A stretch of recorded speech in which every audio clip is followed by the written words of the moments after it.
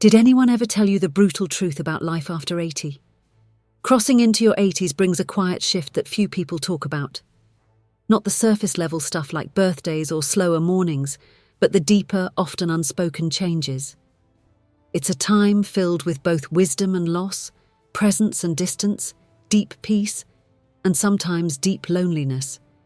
And if you're not prepared for some of those shifts, they can catch you off guard, leaving you wondering, why didn't someone tell me?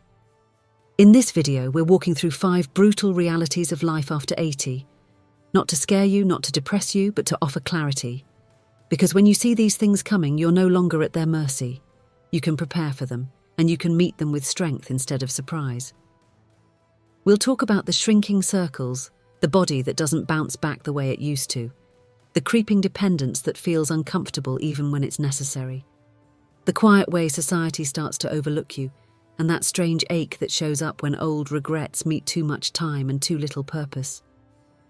Stay with us until the end, because while some of these truths may feel heavy, they also open the door to something powerful: acceptance, resilience, and a chance to shape the final stretch of life with the kind of dignity no one else gets to define but you. Let's talk about what really happens after 80 and how you can walk through it with open eyes, steady hands, and your head held high. Number 1. A social circle that quietly disappears. One of the first realities that hits after 80 isn't physical, it's relational. The people who once filled your world begin to fade, often without warning. Friends pass, neighbours move, siblings grow quiet, even long-time companions who once called every week start calling every few months. It's not personal, it's just time. But it leaves a space that can feel hollow no matter how strong or independent you are. You wake up one morning and realise the phone doesn't ring like it used to. The invitations slow down. The family visits grow shorter, more rushed. People still love you, but they're busy or distracted or dealing with their own aging in different ways. And slowly, the everyday interactions that once kept your life rich with voices and laughter start thinning out. This isn't something anyone prepares you for. In your 60s and even 70s, most people are still around. There's energy, movement, check-ins. But after 80, there's a shift. You begin to outlive people. You begin to outpace conversations. And that shift is quiet. So quiet that at first you might not even notice it's happened. I knew a man named Walter, 84, who used to go to the same coffee shop every morning for years. The staff knew his order. His friends met him there without texting first. It was a rhythm. But over time, those friends stopped coming. Some passed, some moved, and others just stopped driving. One day, Walter told me, "It's strange to walk into a place where everyone used to know your name, and now you're just the man in the corner booth." The pain of that kind of loneliness isn't always loud. It doesn't always come with tears or visible grief. Sometimes it's just a long silence after dinner or a walk that feels a little too quiet.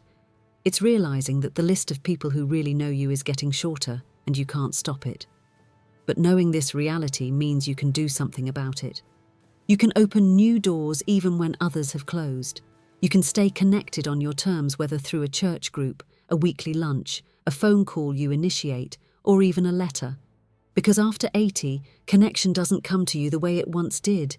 You have to go get it, and that takes courage. But you've made it this far. You already have that courage in you. Number 2, a body that stops bouncing back. By the time you reach 80, your body doesn't whisper, it speaks clearly. The little aches that used to come and go, the fatigue that once passed after a nap might stretch into the next day. And the truth that catches many people off guard is this: after 80, even small health problems can change your life overnight. You might wake up feeling fine, go about your day, and by evening something feels off. A little dizziness, a sore leg, a cough that sticks around longer than expected, and suddenly you're sitting in a waiting room, hearing words like monitoring, imaging, or possible admission. What used to be brushed off with rest now demands attention. And often there's no going back to how things were before. What makes this stage so difficult isn't just the physical pain, it's the unpredictability. You can do everything right, eat well, move gently, get your sleep, and still feel like your body is one step ahead of you. making decisions you didn't agree to. A misstep on the stairs can lead to weeks of recovery. A stomach bug can drain you for days. And even when you recover, things don't always return to normal.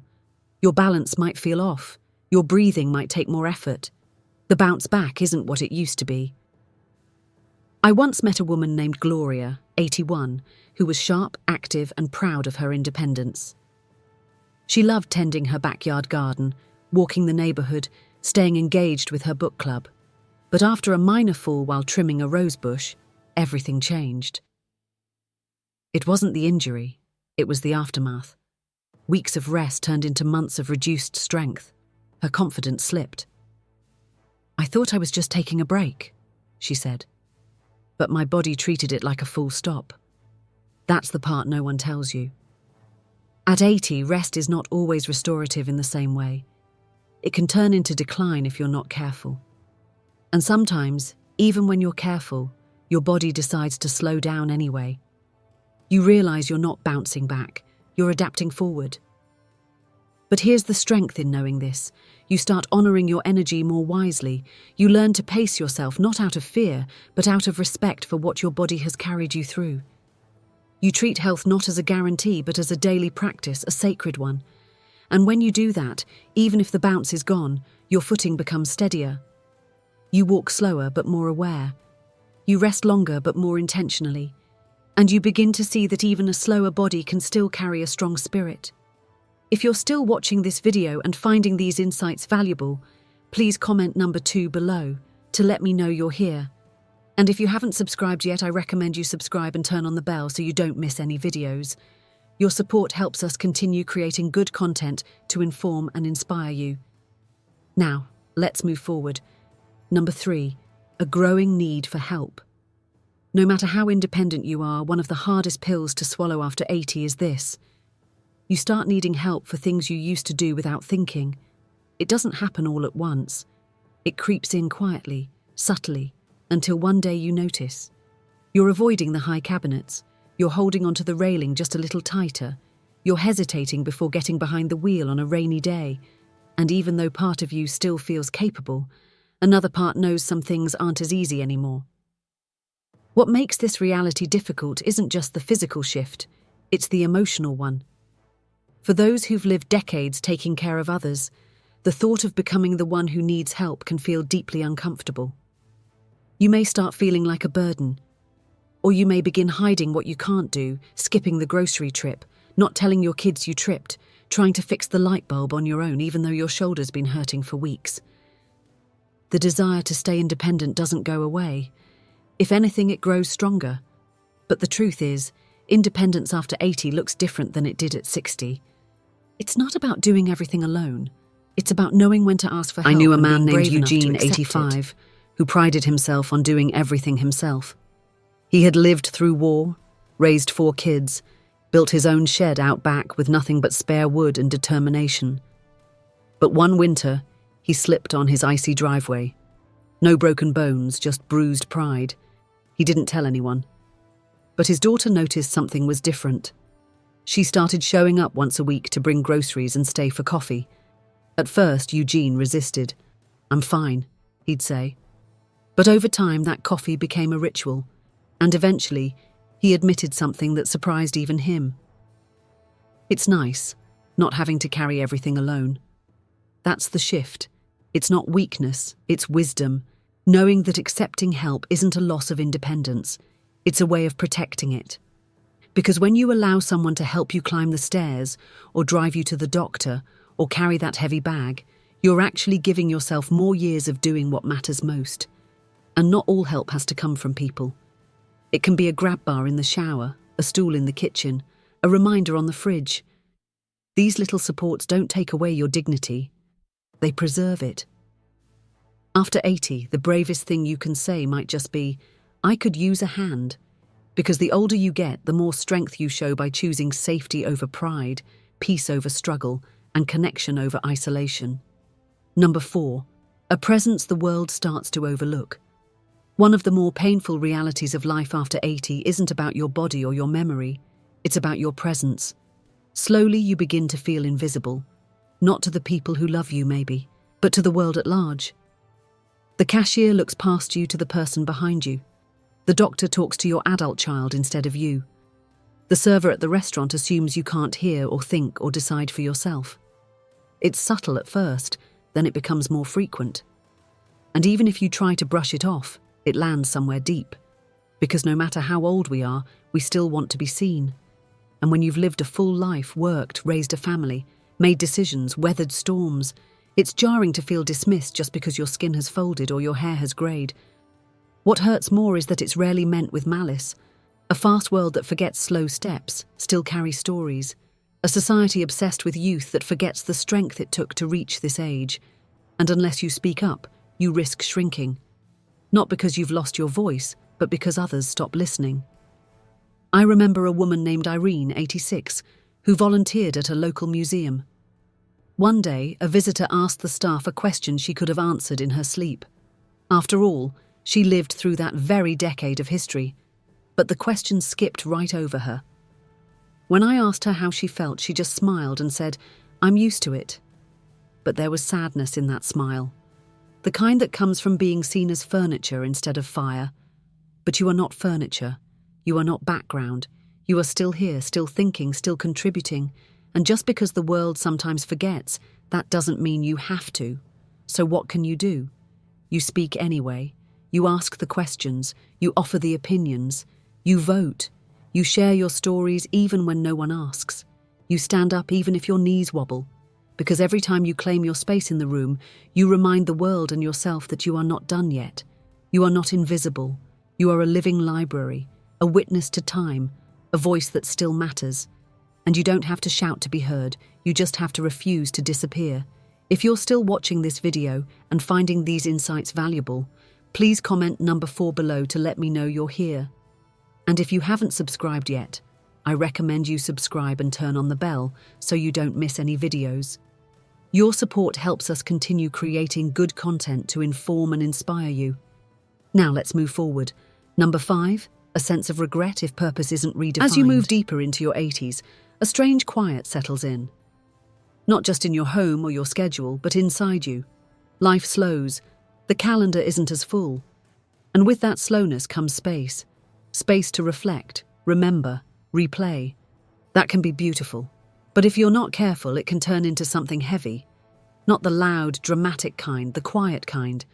The "I wish I'd spent more time with them" kind. The "why didn't I take that chance when I had it" kind. The kind that shows up when you have time, but not always the energy or freedom to do the things you once postpone. This isn't something people talk about much. We celebrate the wisdom of aging, the freedom of retirement, the joy of grandchildren, and all of that is real. But so is the lingering question that often goes unspoken. What now? If you've spent your whole life working, giving, running, raising, serving, and then it all stops, it can feel like your purpose is fading with it. I knew a man named Stanley, 88. He had been a teacher for over 40 years. After he retired, he felt proud, but also strangely hollow. "No one needs me anymore," he said once. But that wasn't true. He just hadn't yet found a new way to be needed. Because purpose doesn't retire. It changes shape. Maybe you don't build houses anymore, but you build confidence in your great-grandkids with your stories. Maybe you don't lead meetings, but you lead with presence when someone is grieving. Maybe you don't solve big problems, but you solve loneliness with a smile to a neighbour. The danger of regret isn't that you've made mistakes. We all have. It's that you sit in them too long without turning them into something meaningful. But when you redefine purpose, not as productivity, but as presence, you begin to realise that you still have so much to give, not just to others but to yourself. Because the most important work you'll do after 80 may not be for legacy or applause. It may be this waking up with kindness in your heart, curiosity in your eyes, and enough courage to ask, how can I bring light today, even if just a little? That's not regret. That's redemption, and it's never too late to find it. Final thoughts. Reaching your 80s is no small thing. It's a landmark built on decades of love, loss, effort, change, and resilience. But with that strength comes new challenges. Some of them subtle, others hard to ignore. And facing these realities doesn't make you weak. It makes you honest. It means you've lived long enough to see life for what it truly is. Unpredictable, sometimes unfair, but still deeply worth showing up for. So, which of these 5 realities struck you the most? Was it the silence that comes when your social world begins to shrink? The frustration of a body that doesn't recover like it used to? The discomfort of needing help when you've spent a lifetime being the helper? Or maybe it was the invisible feeling that comes when the world moves too fast to see you, or the ache that grows when your purpose isn't clear anymore. Whatever it was, I hope you felt seen, because the Not truth in the is, slowing down, you're not in the alone forgetting, in any of this. not in the questions that keep you up at night or the moments that make you wonder what comes next. And here's the good news. Even now, even at this stage, you get to choose. You can choose connection. You can choose rest. You can choose to ask for help. You can choose to speak louder when someone overlooks you and softer when someone needs your grace. You can choose to forgive yourself for what didn't happen and honor yourself for what did. This chapter of life isn't the end. It's the deep part of the story. The part where every word carries weight. The part where small gestures mean more than grand ones ever did. The part where your presence, your patience, your perspective, these become your power. Thank you for joining us today. We'd love to hear from you. Leave a comment below and share one thing you learned today and how you plan to use it in your life. Your thoughts are important to us, so don't hesitate to share them. Reading your comments gives us great motivation and encouragement. If you enjoyed this video and found it helpful, please like, subscribe, and share. Your support helps us continue creating good content to inform and inspire you. Thanks for watching, and we look forward to seeing you in the next video.